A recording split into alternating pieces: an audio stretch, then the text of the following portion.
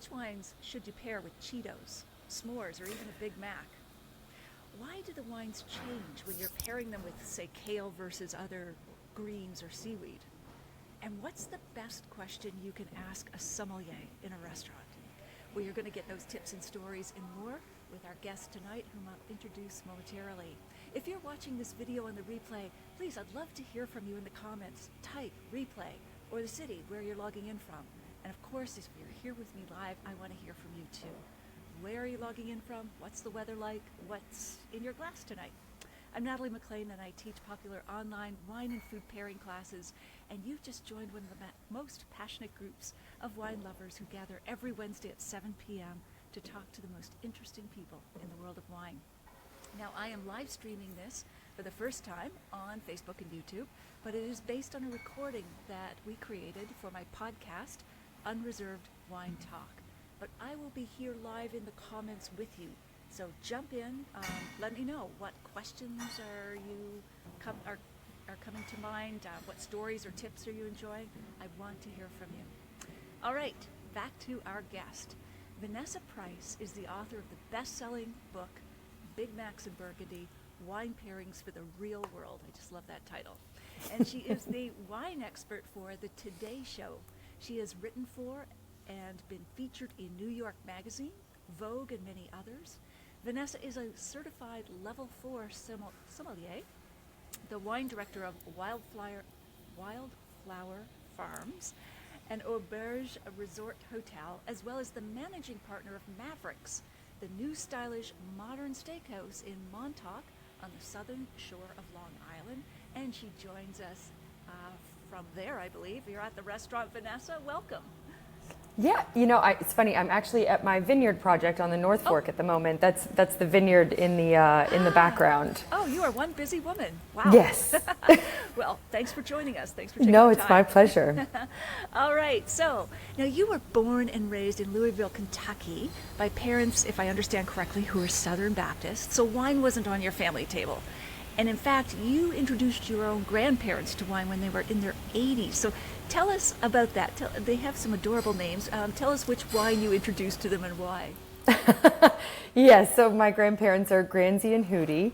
And definitely growing up, alcohol was not a part of, functions, whether they be communal or, family specific or whatever it might be. It was definitely a bit of a taboo. So when I got into the wine industry, I think there was some struggles for my family initially to understand just what that even meant in the abstract. Like, what does that mean to work in wine?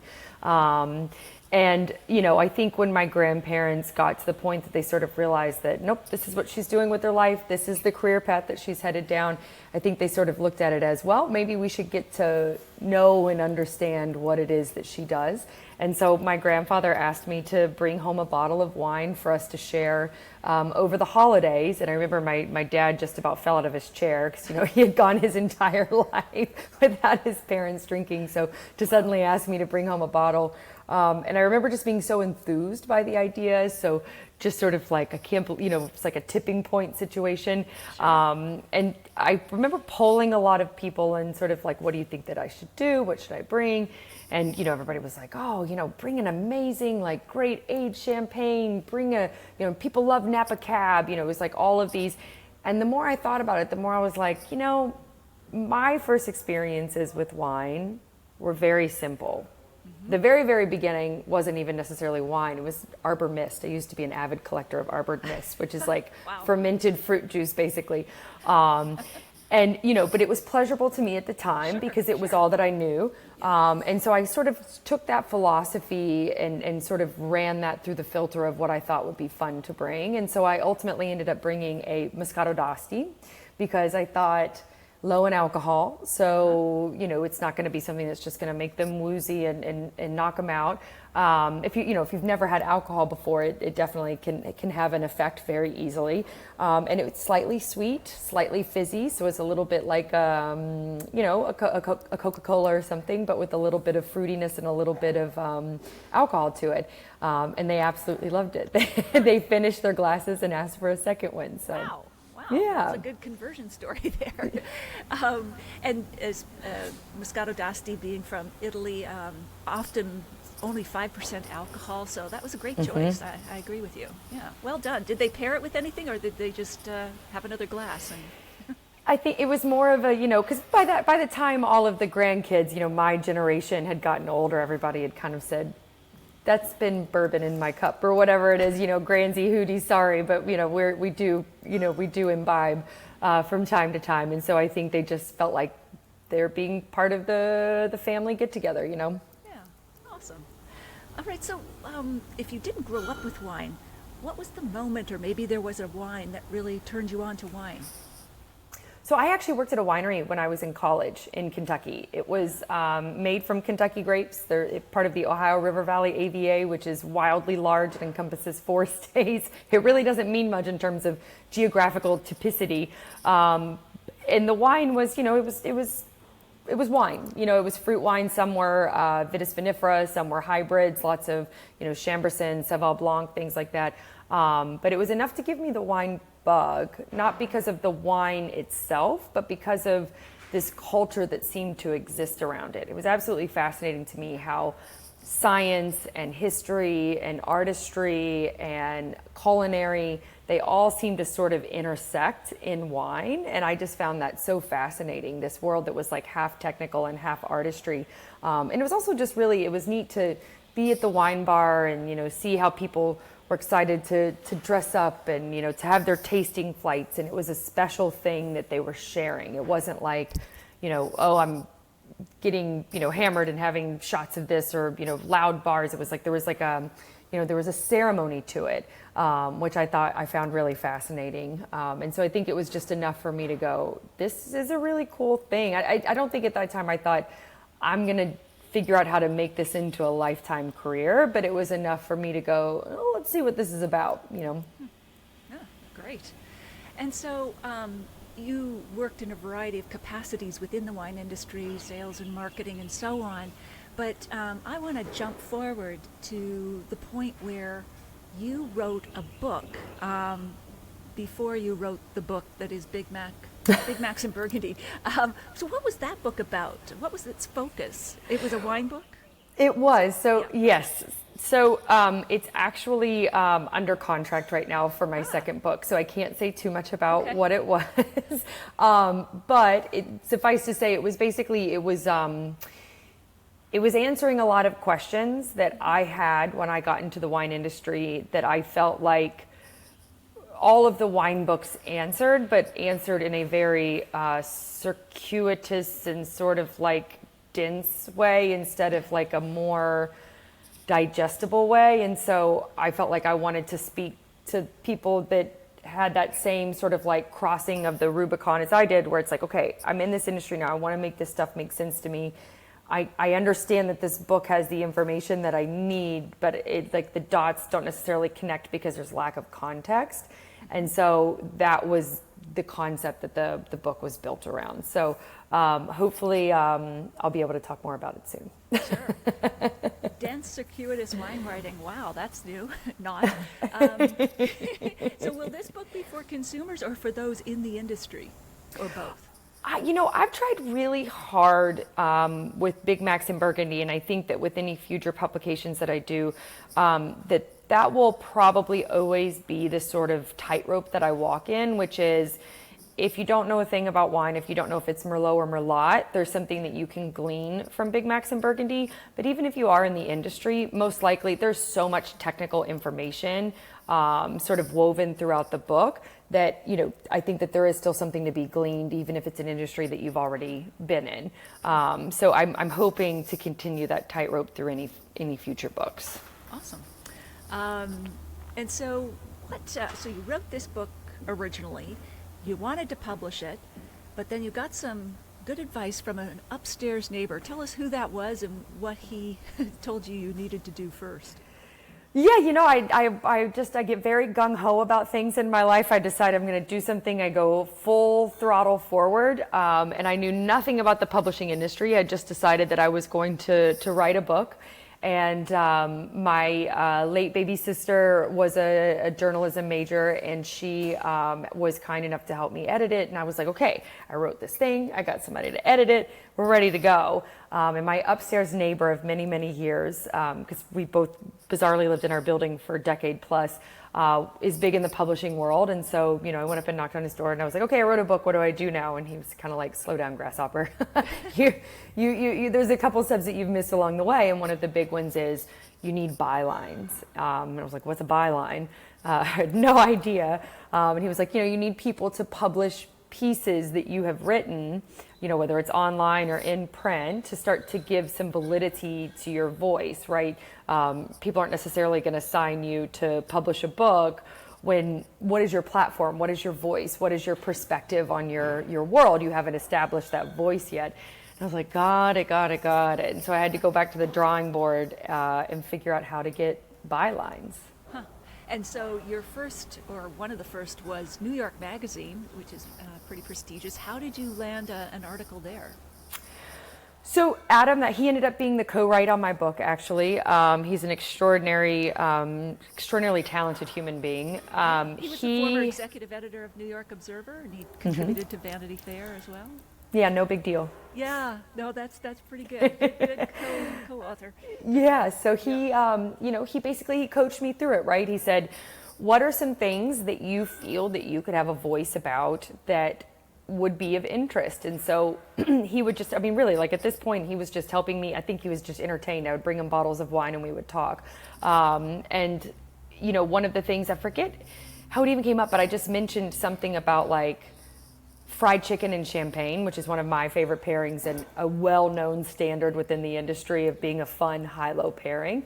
Sure. But for him, that was such a novel thing because I think outside of the industry, people don't necessarily think that somms give ourselves permission to do that high-low, right? Like wine pairing has to be fancy. And so, he said he found that to be very interesting and he thought that perhaps others would too. And so we decided to focus on that and sort of doing the foods that I knew and I grew up with. I grew up with Papa John's and Taco Bell on the dinner table or like, Mexican pizza casseroles that were made from like canned tamales and, refried beans and that sort of thing. So like, focusing on those sort of like very approachable sort of lowbrow foods, but pairing them with significant wines from significant appellations and sort of using that silly food as an avenue to talk about a wine, right? And so that was the idea, and I pitched it a couple of places. New York Magazine thought that it was interesting. They published one. It ended up doing gangbusters on their SEO and, clickbait and all that good stuff. Wow. And What so was then they the asked, pairing? the very first one was for Halloween. And so I decided to pair the most popular.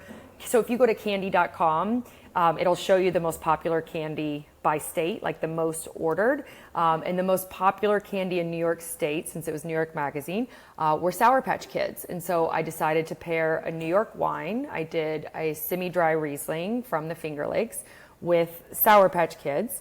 And that was my first pairing. And That's it good. did. I can see that would work. Yeah. Yeah, you get a little sweet and a little tang, right? And that's exactly what you need to sort of like have that vein sort of woven through for both. But it did really well, and they asked for another, and then they asked for another, and before I knew it, it was a column. Oh, wow. And so did it become a weekly or monthly column? So, it's funny, there was no rhyme or reason to it. Sometimes it was weekly, sometimes it was every other week. It was published online, and so it really just kind of flowed with thematically a lot of times the foods, because I wouldn't choose the foods. New York Magazine would choose the foods, I would choose the wine pairing, and then use that pairing as a way to guide a reader through the education of that wine and then why it works with this silly food. So the foods were often things that, tied into the vein thematically of whatever the magazine was focusing on at that moment. Okay. And did that then segue into a book? Like, did you think, I'll put this together into a book, or did people approach you? How did that Well, that's how I wrote a book to write a book, because I ended up having publishers, like significant publishers, reaching out to me and going, "Hey, this column is amazing. We should turn this into a book." And I was going, "Well, that's really funny because I already wrote one, but no one seems to be interested in that one." They just Well, Adam was right about bylines then. Yes, he was. Yeah. You and Adam worked through kind of which pairings would be in the book. What was your process to figure out, okay, there's a world of pairings out there. Which ones are we going to focus on? Ooh, so a lot of that was driven by, man, that was a complicated one. It was so complicated because the book isn't just food and wine pairing, right? It's also the story of my trajectory of being a kid from a Southern Baptist family in Kentucky and moving to the Big Apple and making it in, this, very sort of prestigious and often perceived as snooty. I don't necessarily think that it is, but perceived as a snooty industry. And so that story that was sort of woven throughout the book. And so ultimately the way we decided to categorize it was to have the foods follow the trajectory of my story. So, starting in Kentucky with Southern foods, introducing the people to things like beer cheese, talking about fried chicken, that sort of thing. What is beer cheese? You have to tell us. It's what it sounds like. It's melted cheese with beer in it. It's just absolutely delightful. You dip pretzels in it. You dip like soft baked yummy pretzels, So that it's sort like of thing. a creamy dip or something. Yes, exactly. And exactly. what was their wine pairing for that one? Oh my gosh, I've forgotten what I did with beer cheese. I've got the book here. So there's over 300 food and wine pairings in the book. But so the way it was sort of ended up being woven was that, so if you look at it, it's everything from Southern food to gas station food to trying to make it in the city broke food to, I ended up working for a very prestigious importer and all of the incredible meals that came along with that, like dining at Le Bernardin and some of the greatest dining establishments in the world. So the book follows all of those avenues, right? There's healthy food chapters and things like that. So it kind of runs the gamut. Oh, that's great. Great way to structure it. So why did you decide to pair wine with 100 different candies? So that came out of a conversation, actually. So one of the best ways that Adam and I worked together was that we often disagreed. And so, a lot of times the best comes out of those sort of disagreements. And one of the things was that he said that he just didn't think that dessert wine was that interesting. And I had said, well, not only do I think that dessert wine is that interesting, I think that there's such a diversity in the world of wine that you could build an entire food org chart based off of it. And that's sort of what drove what ended up becoming the candy listicle, which is, if you look through it, that is 100 candies paired with 100 dessert wines, and not a single dessert wine is repeated once. Wow. Wow, that's incredible. I didn't know there were that many different dessert wines. And on top of that, to tell you how seriously I took it, 2 masters of wine signed off on my pairings for all 100 wines.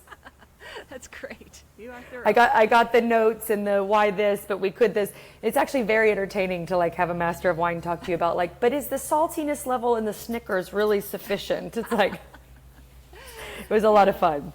Get into a technical debate. So let's get into some of those. Which wine did you pair with Cheetos?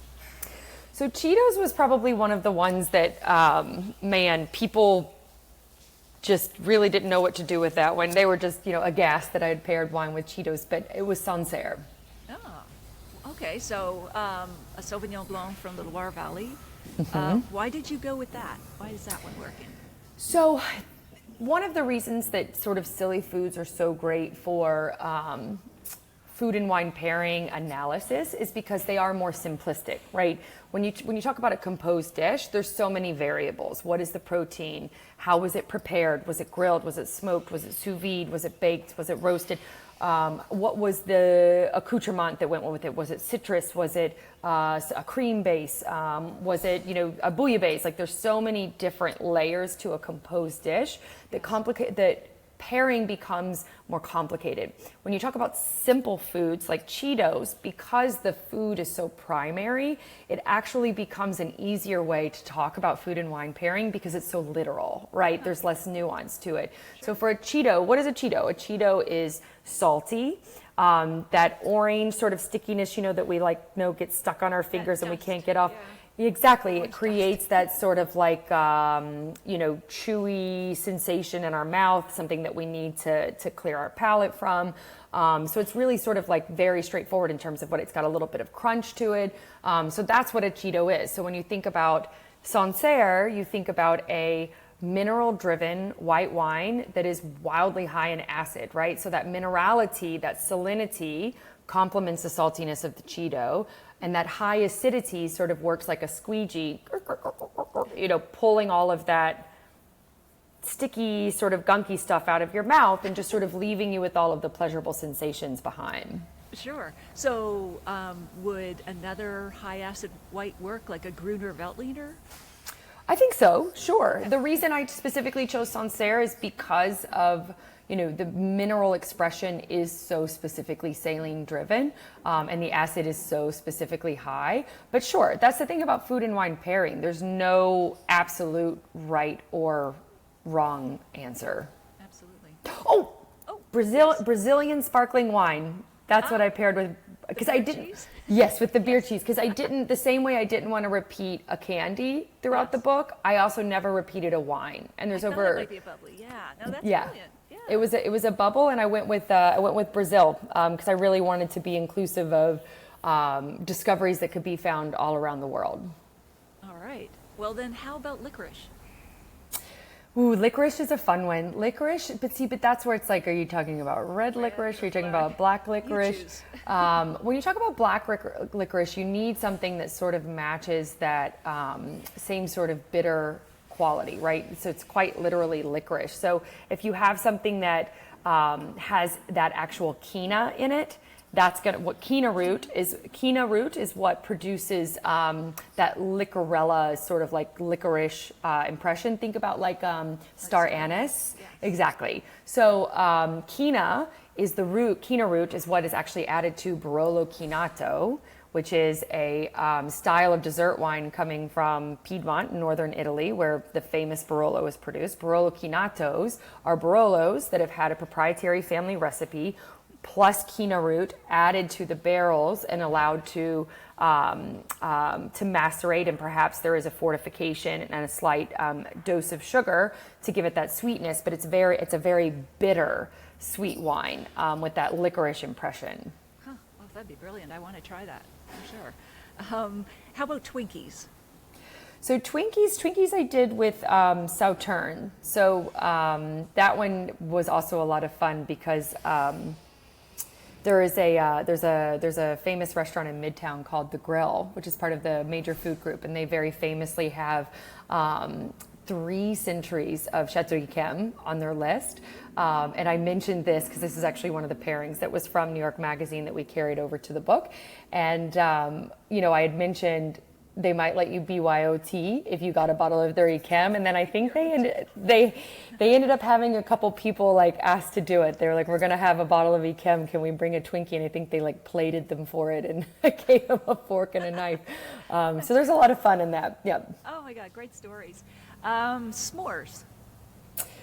S'mores, what did I do with s'mores? I did a Recioto della Valpolicella. So that was one that was a little bit more confounding for me.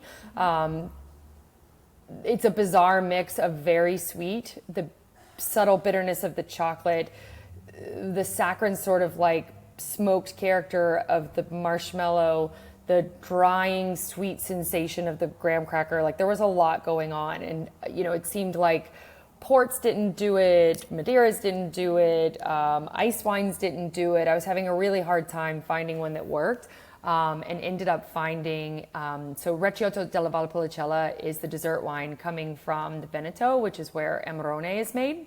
So it's basically made in the same style as Amarone, but the grapes are actually dehydrated to a greater level, and when the fermentation happens, there's actual sugar left. So again, there's a bitterness and a sweet component to it. So red sweet wines are less common than white sweet wines, but they have a lot of great application.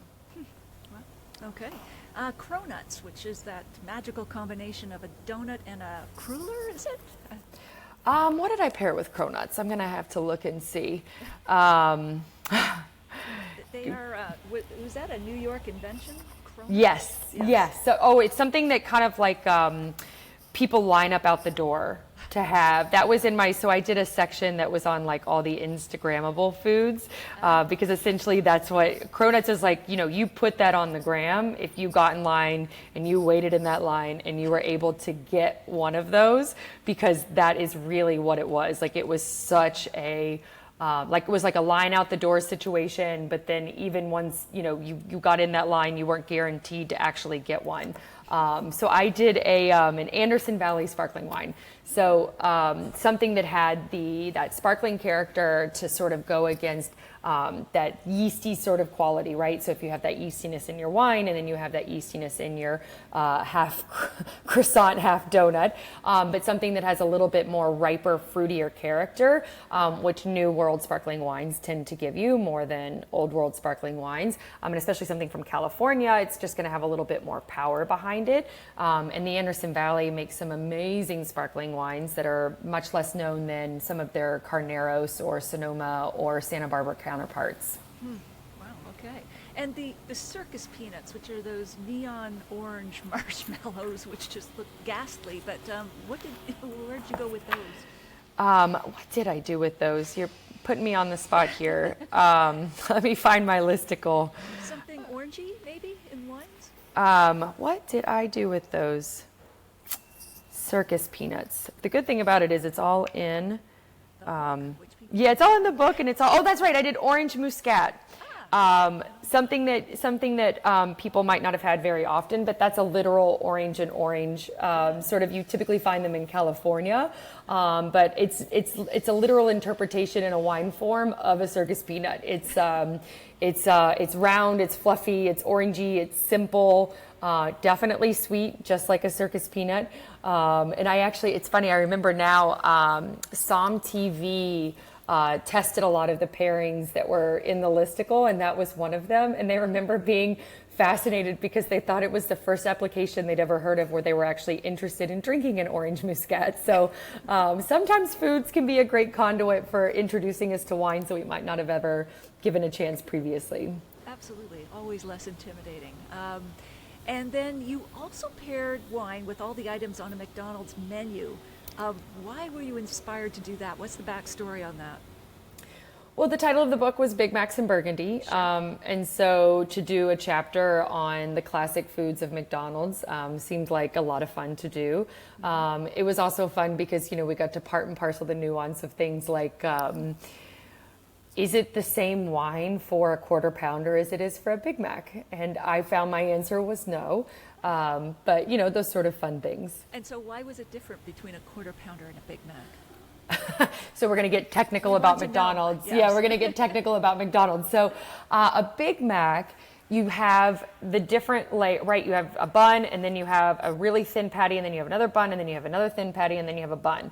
So the bun to meat ratio is actually a little bit more bun than meat. You also have just like fresh, crunchy lettuce and special sauce. Special sauce definitely has a tangy quality to it, right? As opposed to that with a quarter pounder, you're talking about it's a quarter pound piece of meat, right? It's a significant patty. So the bread to meat ratio is completely changed. The meat itself is much more significant. It's much more robust. You also don't have the special sauce. You've gotten into, like heavier cheeses and ketchup and that sort of thing. So the entire profile changes. So for a Big Mac, I went with a Burgundy because you need something that is a little bit lighter, a little bit fresher, something that's not going to overpower the Big Mac and sort of be a nice answer for the tang and the special sauce. And then a Super Tuscan for the quarter pounder because you need something that is, a bit more robust, just like the quarter pounder, but not something that's so big and lacking in acidity that it's just going to murder the meat. Sure. And this ties back to a childhood story and Beanie Babies, right?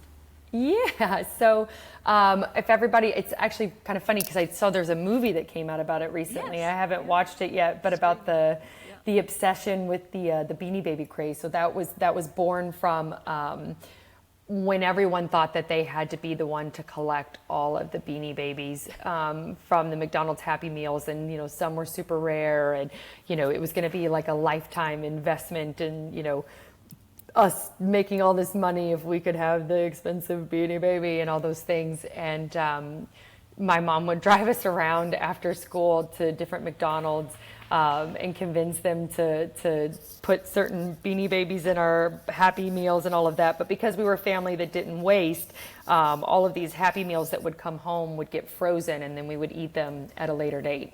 Wow. What did that taste like? I find when McDonald's cools down, I don't want to taste it. But how about frozen and reheated? At this moment, I probably wouldn't love it. As a child, it was a delight. Yeah, I'm sure. And then you also had a pairing for McNuggets because they have 12 different sauces. So did you go by the sauce rather than the McNugget? Yeah, so I decided that for that one, I would do a little bit of an exploration in terms of going into the hybrid world and talking a little bit about the differences in some of the grapes across states here in the U.S. that get less attention, and use different sauces to pair those. Okay, yeah, because I imagine there'd be quite a difference between like hot mustard and creamy ranch.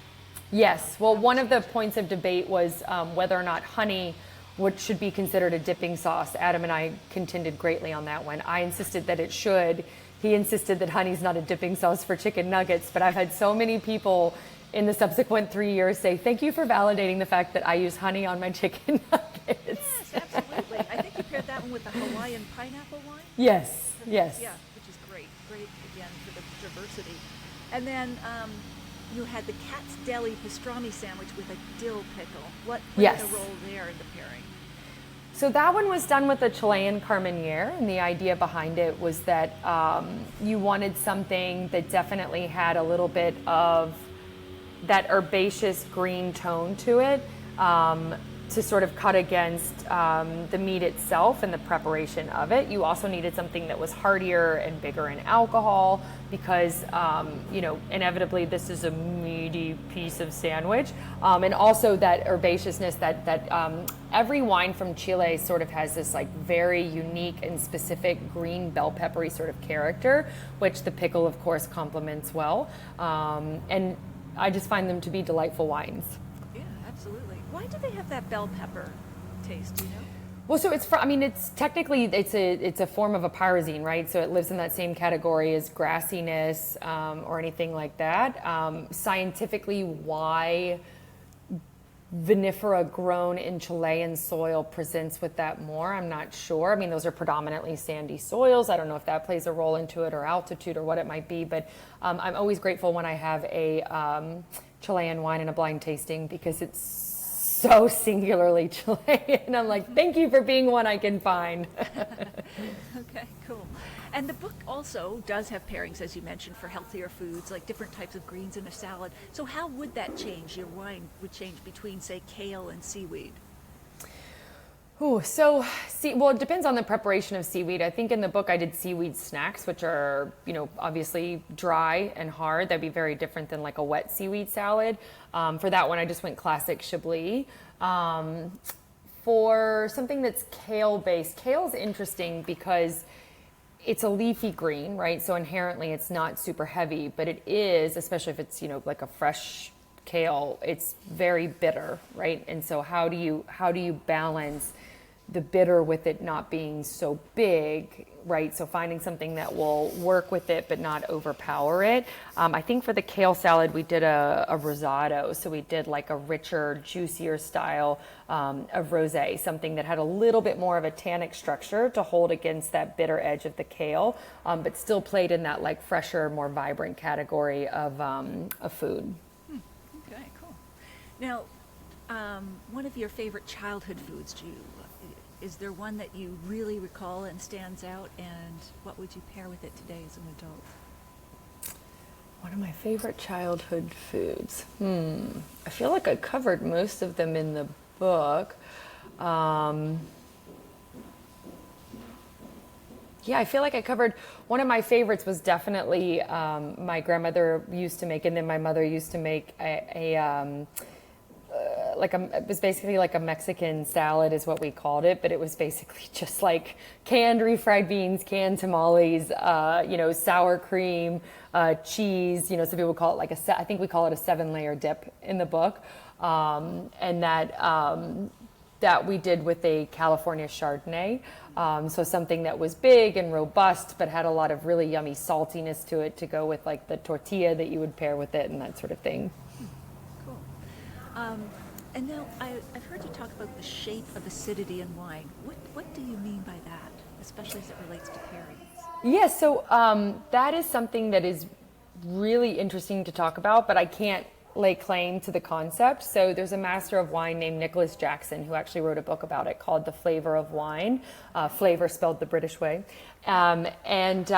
His whole theory is that, especially when it comes to blind tasting, if you pay more attention to the shape of the acidity and the shape of the impression of the tannin, you can probably learn a lot more about a wine and sort of intuit what it might be if it's blind, and just sort of like recognize its characteristics if you pay attention to those, as opposed to getting lost in sometimes the nuances of, dried rose petal and bramble fruit and, forest floor undergrowth. Like, as much as those things very much exist, sometimes they can be a little bit distracting from what are the differences, right?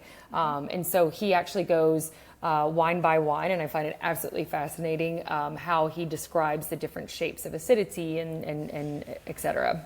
So the shape, does he mean by that like how much acidity there is or where it hits your palate? It's sort of all of those things, but it's ultimately the impression of how it moves through your mouth, right? Like Sauvignon Blanc sort of moves in a straight line. Chardonnay moves in a spherical fashion, right? So it's how the wine, how the acid itself presents shape-wise in your mouth. Fascinating. And why shouldn't we leave bubbly in the fridge for more than 1 to 2 weeks? We shouldn't leave anything in the fridge for more than 1 to 2 weeks. It doesn't matter. It doesn't matter what it is. If it's under a cork. So what makes a food fridge so great for your food is that it's an anaerobic environment with low levels of humidity. You need humidity for a wine if it has a cork, right? You need something that's between like 70 and 80% humidity, which is why a wine cave is very different than a food fridge. Because what happens in a food fridge is that low level of humidity that keeps your vegetables crisp is going to eventually dry out your cork, and it's going to cause it to shrivel. And once that happens, aeration begins to happen, seepage begins to happen. It just kind of kills the wine. Mm-hmm. Yeah, absolutely. And yet people have bottles of bubbly or sometimes a white wine in there for weeks, months, sometimes years. Yeah, it's a good way to kill a wine. Yeah, absolutely. So what was the most surprising insight you discovered while writing the book? How hard it is to write a book? Yeah. Someone sent me a quote when we were near the finish line. I think it was Hemingway.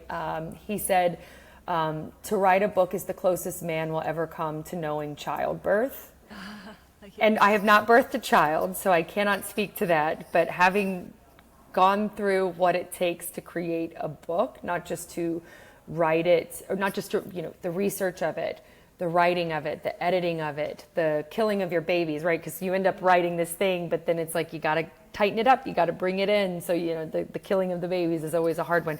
Then you have to design it. And then as you design it, then there's more structure that has to change in terms of, how knowledge is presented. And then you have to, well, wait a minute, but we're missing this piece. And there's so many hands involved in terms of your design team, your editing team, myself, my co-write, my photographer, my illustrator. There's so many human beings involved in it that it's a lot. It is. I've heard lots of very graphic comments like that, like just open a vein and bleed, like that's how you write. It's a lot. Too. Yeah. Yes. It takes everything from you. Yes. But it's also deeply satisfying, like a child. What's the most interesting thing someone has said about your book? It's not necessarily the most interesting thing that someone has said. I think what has been fascinating, and I've been very pleased with learning, is the number of people in this industry, because I just wasn't sure how it was going to be perceived. Obviously, there's a little bit of an irreverence to the title. Hopefully anyone that actually reads it understands that, it's tongue-in-cheek, and there's actually a lot of very rich information in the pages. But the number of folks that are very well respected members of the culinary and wine communities. Some of, Eric Repair Instagram the book, Danielle Jonas Instagram the book, even the restaurant Danielle, gave us a shout out. It's been for sale in some of the most prestigious wine shops in Burgundy, which that one just about bowled me over that the French wanted to carry this book. And so to just see such amazing and incredible members of our industries like get behind it and say this book is awesome has just been really, really neat to see. Oh, that's great. And is there anything you've learned since then, or has anyone suggested a new pairing that you would add to a new edition if you were to publish a second edition? Well, I mean, there were so many that were already cut from this one. I think we started with like 500 something pairings and then worked our way back from there. So there's a whole nother book that we could do based on that. But I think what's even more fun is one of the agreements that I made with my publisher was that any foreign language translations, I would do a new chapter with foods from that country. And so we just finished the Korean translation. It's available for sale in Seoul and across South Korea now. And our Korean publisher chose a whole list of snack foods, savory foods, classic Korean fare, and then I actually worked with a girl, a very dear friend of mine, whose family is from South Korea, who has her level 4 WSET as well, her diploma, and we wrote a chapter together that was about pairing food and wine from her country, which was a lot of fun. So I would love the opportunity to do more countries. Yeah. So let's talk about this new restaurant, Mavericks, Yeah. new steakhouse in Montauk. For those who are not familiar with the region, correct me if I'm wrong, but I think it's in East Hampton along the southern shore of Long Island, New York. It's part of the Hamptons. Montauk is part of the Hamptons, yep. Okay, cool. So, and you are wine director and partner with the James Beard nominated chef Jeremy Blutstein? Blutstein, yep. Blutstein. Okay, so tell us about the wine list that you put together. What was the organizing principle? You've got some local wines from New York and then regions around the world. What was your approach? Well, one of the things about the Hamptons, for anyone that spent time there, knows that while there is an extraordinary amount of expendable income, there isn't necessarily so many places that you can go and have wines of any, sort of like high caliber, and certainly you're probably not going to get traditional wine service. It's not uncommon to go somewhere and they'll have, $2,000 Burgundies on the list, and when you order them, you're going to get these squat little lead wine glass.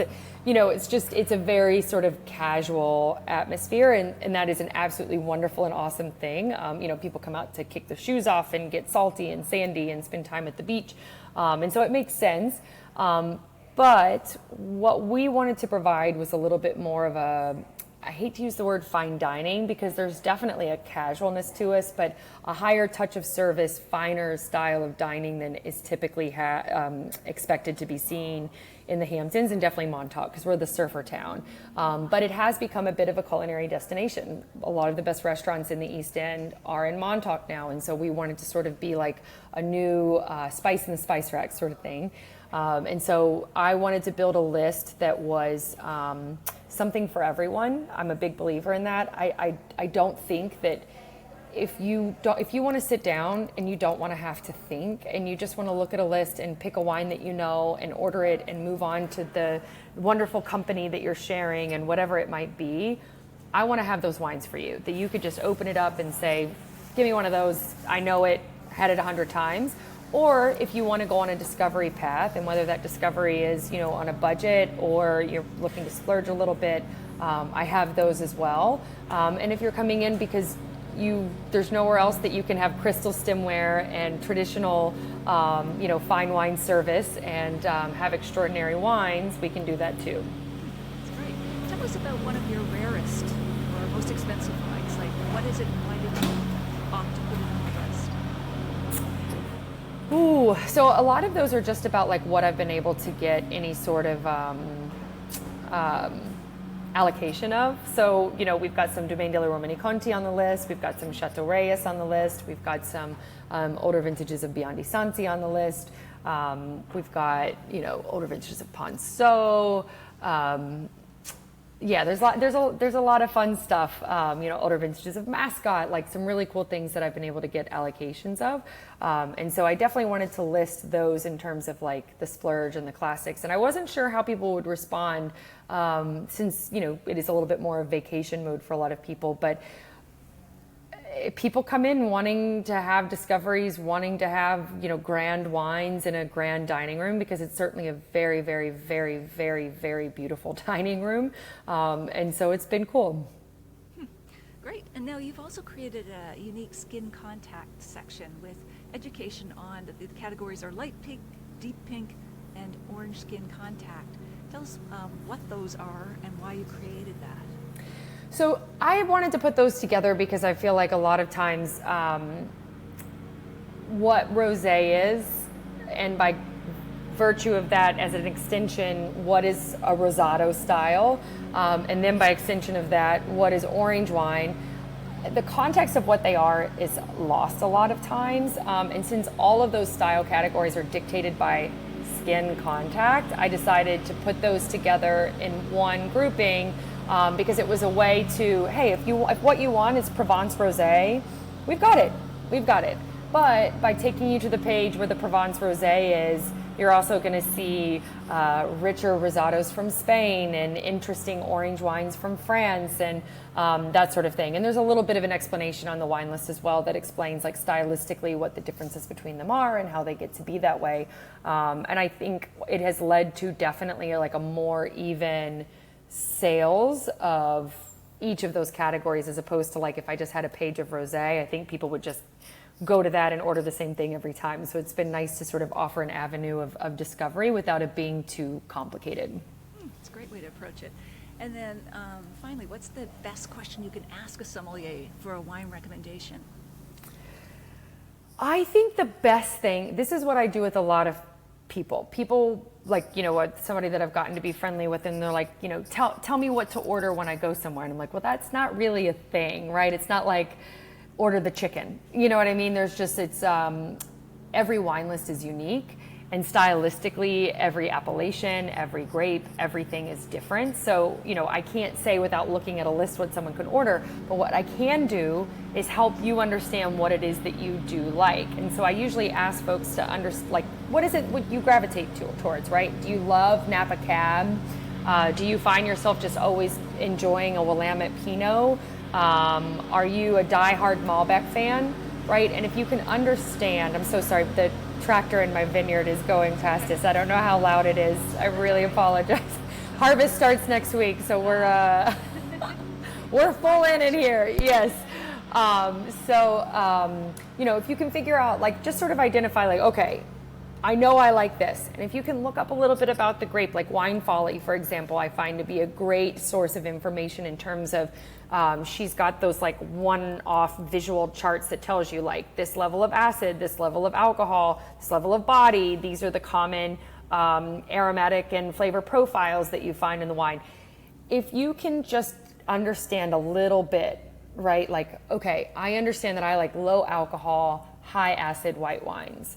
Okay, I know that I like deeply tannic, fruit-driven red wines. Like if you can just figure out just a few descriptors, that will go such a long way in terms of when you sit down with the somm saying, this is what I like, what are some options that you might have? Like you could almost like see their shoulders come out of their ears because they're like, oh my gosh, someone's communicating what they want, because I find that a lot of times is like, when I'm on the floor, it's like people are like, tell me what I like. I'm like, yes.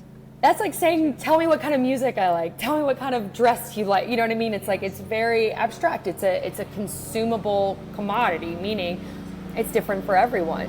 And so being able to have just a little bit of information to share with the somm in terms of preferences for or against, right? If you can say, I do not like oak in my white wine, they're like, gotcha, understood. You know what I mean? And it goes a long way to making it a fruitful, pun intended, conversation in terms of helping them to direct you to something that you're going to enjoy.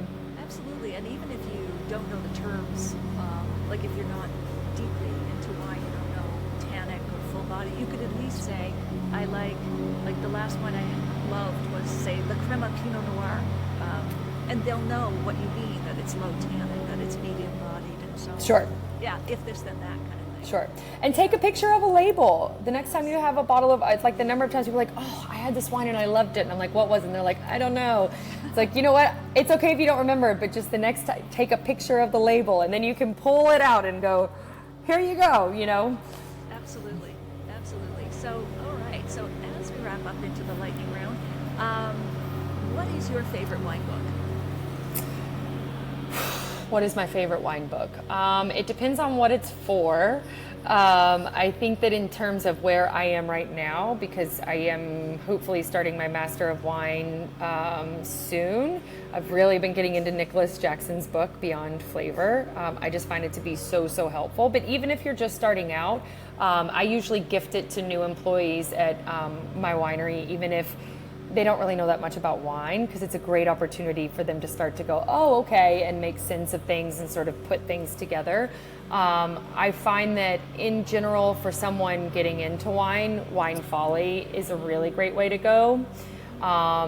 For folks that are starting to get into wine, have maybe gone through levels 2 and 3, one of the things that a lot of programs like WCT and CWS do well is they teach you a lot about the theory of wine, but they don't necessarily teach you about the producers. And that's one of the toughest things is like, okay, well now I understand, you know, how significant Chinon is as a region in the Loire Valley of France, but like not knowing who Ogo is like, well, then you've missed a big piece of the puzzle, right? And Noble Rot has a great book that sort of goes through like those like iconic producers from the iconic regions around the world. So I find that to be very helpful. And then Jancis Robinson has an encyclopedia of grapes. It's like this thick.